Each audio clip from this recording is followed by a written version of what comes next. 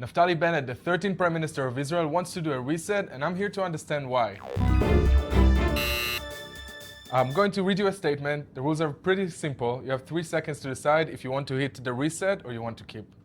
Sounds like a plan. Let's do it. Israel's public diplomacy efforts since October 7th. Definitely. Okay, reset. explain. We had no efforts. Israel did not manage the whole public diplomacy, what we call asbara. We were fighting the war on ground with no effort, no serious strategy, plan, or leadership, fighting the war of ideas, and we were clobbered, and we need to fix it. I was out there giving interviews on CNN, BBC, you name it, but that's not enough. Israel needs to take it seriously. What's the strategy that we need to take when it comes to that? To work on it, to decide that this is a battle not less important than the battle on ground, because if we lose it, it ties the hands of our soldiers from fighting on the ground. Israel joining the United Nations. It was a right thing. We joined, if I recall, in 1949, Young Israel, and it was a right thing to do.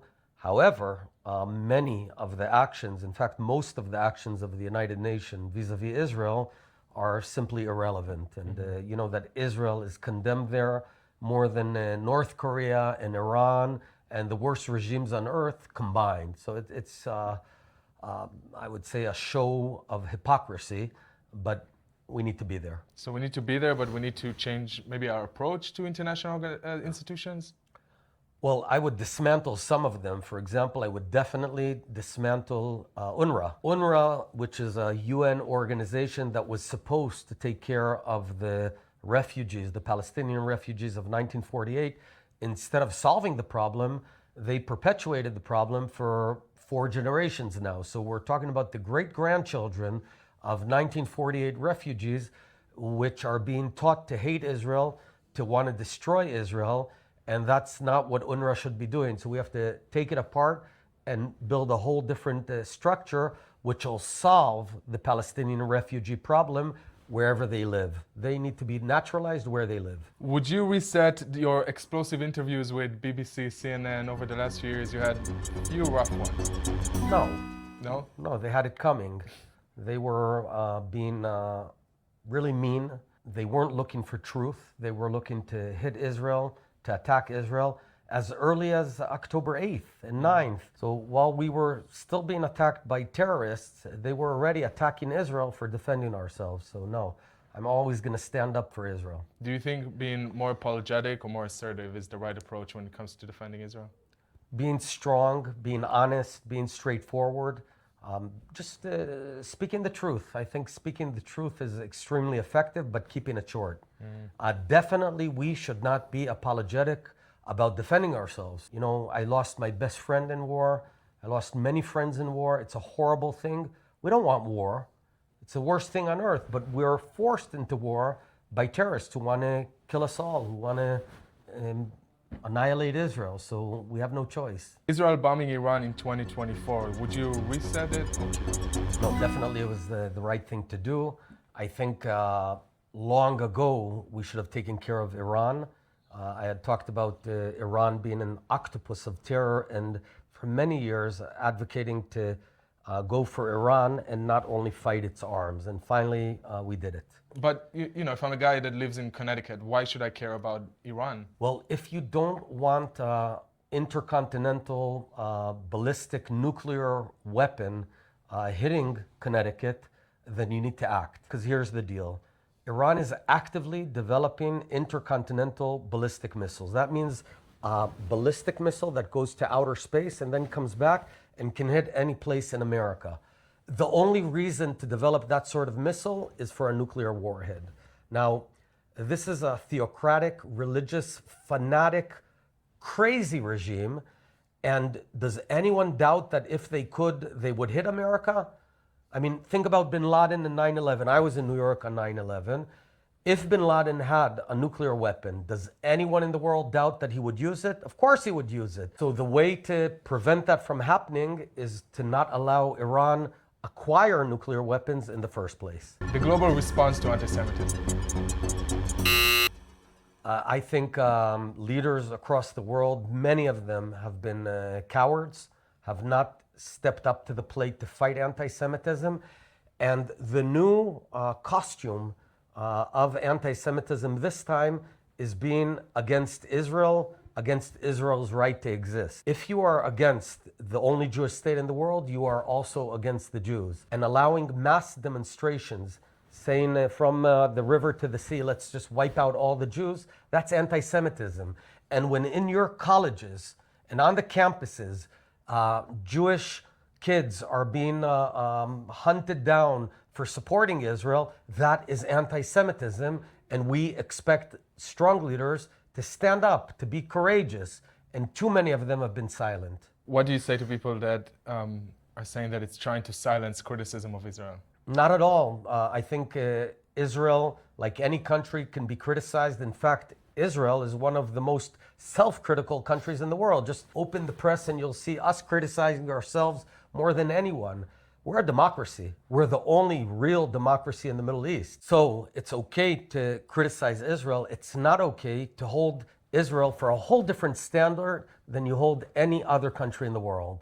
Yeah, it does feel like every time Israel makes a mistake, the solution of some people in the West is that we need to be destroyed. Yeah, That's quite it's bizarre. a pretty easy one, isn't it? You forming the 2021 government in Israel, are you going to keep it or reset? Keep it. We were at a point in time where I had one or another decision to make. Either lead Israel into 5th, 6th, 7th elections and into anarchy and chaos, or pull the country out of it, form a very unlikely government. And I took the tough decision. I stand behind that decision, and I'm responsible for that decision. And I think everyone recognizes, Chen, that in that 1 year we achieved what most governments don't achieve in 4 years. It was a good government. It ran well, fixed Israel. Unfortunately, the following government brought us to where we are now. Speaking of which, you ordered to eliminate Sinwar in 2021. Would you keep this decision or reset? Of course, I stand behind that decision. Unfortunately, the government fell before we could execute that decision. Had we taken out Sinwar in depth and continued being proactive about hunting Hamas, I think October 7th could have been prevented. So you made the decision to take out Sinwar. It's on public record that you gave the order. What happened? Why did it not? It was planned for the early summer, and the government fell before we could materialize it. Israel's policy towards Hamas before October 7th, are you going to keep it or reset? Definitely reset. The policy of the past 15, 20 years has been one of procrastination, one of containment, and that was a big mistake. And that allowed Hamas to build an empire on our southern border, Hezbollah to build a terror empire on our northern border, and it all exploded on us on October 7th. So you would have taken, I mean, based on your time as a prime minister, you would have probably taken a much harsher stand on Hamas and on Hezbollah. What would you do different? Well, I did.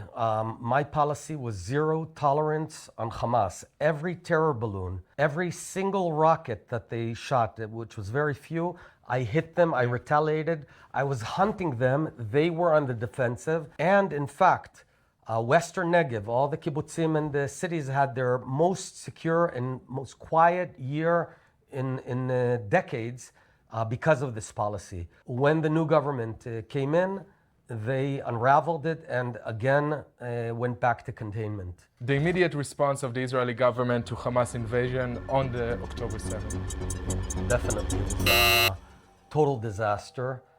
Essentially, the government wasn't there. It was a day where the state of Israel, the government of Israel, the military, all disappeared. And what saved the day, and could have been 10 times worse, is the people of Israel, Am Yisrael, young men and women, courageous men and women, came from all across Israel to fight to save the lives of their brothers and sisters. And in a way, that's the story of Israel. We have a remarkable people. I think the leadership does not meet up to the standard of the people, and that's why we need much better leadership. Israel launching an offensive against Hamas after October 7th. Would you keep that or reset? Well, I thought we should have gone upon it in a very different way, but it's irrelevant now.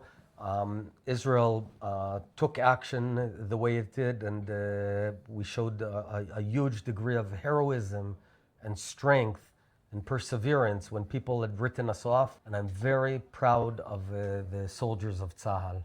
The connection between Israelis and the diaspora Jewish community, would you keep it as it is or reset? Well, we need to strengthen it. I think prior to October 7th, there were decades where we were drifting apart and sort of living in separated worlds. October 7th and then October 8th, if you will, taught us that we're together. And the state of Israel needs a strong Am Yisrael, and Am Yisrael needs a strong state of Israel. We have to look at the next 50 years in a whole new way of how we turn ourselves back into one nation. The way that the Israeli government is maintaining the security with Arab communities inside Israel, is that something you would reset? It's a disaster. There's a huge surge of crime, violence, and basically total anarchy within the Arab communities because there's three mafias that took over and the Israeli government is not doing anything about it. Under my government, we fought and actually reduced crime rates, reduced murder rates. Under this government, they doubled. They doubled within a year. It's overflowing into Jewish cities as well. But in any case, as Prime Minister of Israel, I feel that I have responsibility to every citizen of Israel, Jewish or Arab. This is unacceptable. We've lost control. It's the Wild West out there. Israel's alliance with America, would you reset that relationship? Or? Well, we need to strengthen it. We've lost many parts of America's public opinion. We can rebuild it by focusing on what Israel is about being a good, strong, decent nation that's doing good in Israel and across the world, and telling a whole different story than being told today by the current government. This is something we're going to fix also. Yeah, and I think for a lot of people that are in the diaspora, we've seen this Israel and the world kind of drifting the last 2 years, but it's becoming even more apparent when you look at Tucker Carlson, people that used to be very pro-Israel that are now the biggest proponents of the Israeli government and are very, even anti-Semitic. Yeah, well, you know, with what happened to Tucker Carlson and his pivot into conspiracy theories and then into anti-Semitism, it's a sad story. I wish he would come to his senses. I don't know why he's doing this, but he's peddling just horrible theories. I hope he does come to his senses, but one way or another, we're here. We're not going anywhere. Would you be open to sitting down with Tucker Carlson? Yeah. But he needs to come open-minded. I would meet him in Israel. I would show him places. I would show him the real Israel, not a beautified picture, just the real Israel. Anyone who's open-minded and decent-hearted that sees real Israel cannot but understand that we're fighting a just war and we have to win. So more personal, selling Toyota, your company, and leaving the high-tech sector, would you keep it or reset? Tough one. Look, I love the high-tech sector. And I founded and ran Toyota. I ran another company called Saludo. Great people, good friends. Right now, Israel needs much better leadership in order to fix itself. And that's why I'm happy where I am. Where would you be today if you hadn't entered politics? Oh God, I don't know. I'd probably have more hair, and the hair would be less gray. I guess I would probably be running some huge high-tech company, or my pet project is history. I love Jewish history, global history. I would do something about history, Bible, the land of Israel, something there. Amazing. Your service in Seret Matkal, would you have reset that? Or? Oh God, no. That was a great thing. It was horrible at the time, by the way, just 20 months of suffering, but I'm very happy that I did it. It's not easy. What did you take from your service? Never give up. Never give up. Never give up. Whenever there's a problem, you get into the arena, you work on it, you don't stand on the sidelines, letting others, try and figure it out. Inspiring. Hope other leaders listen to that. The Bennett family moving to Israel. Are you kidding? That was the best decision. My dad, Jim Bennett, may rest in peace, and my mom, Myrna, they made Aliyah to Israel in '67 before I was born. And as my mom says to this very day, it was the single best decision of her life. Amazing. I think I'm going to know the answer to this one, but Naftali meeting Gilad? Keep kidding. Of course, keep it. She was a 20-year-old soldier. I had just finished the army. She was in the paratroopers, and we met, of all places, in Jerusalem on a hill called Ammunition Hill. And she actually started with me. Oh, really? Yeah, she hit on You have me. to tell me the story. I will someday. What's the secret to happy marriage? Respect, investing in it. It's not a static. You have to work on it always, and you build something beautiful, a family. Whenever you need any advice, marriage advice, let me know. I'll give you a call, absolutely. And parental advice, I'm the best dad in the world. What's the secret to being a great dad? My approach is to allow them tremendous degree of freedom, make mistakes, but they hold responsibility for their own actions, and be there when they need you. Sort of, it's a dual approach. Do you feel like they're following your footsteps? No, I don't want them to follow my footsteps. They're building their own pathway, and that's what I want. Yeah. And they are serving the country, they're in the Yeah, army. my son's in a special unit, and I'm darn proud of him. Would you reset the global perception of the word Zionism? Oh, definitely. That's a big reset. The way the world perceives Zionism is some colonialist movement, etc., etc. What Zionism really is, it's the Jews coming back to our home, our tiny home, tiny sliver of land in the whole world, and it's the most beautiful project in world history. And I'm proud to be Israeli, proud to be Zionist, and proud to be a Jew. And you make us all very proud. Thank you so much. Thanks.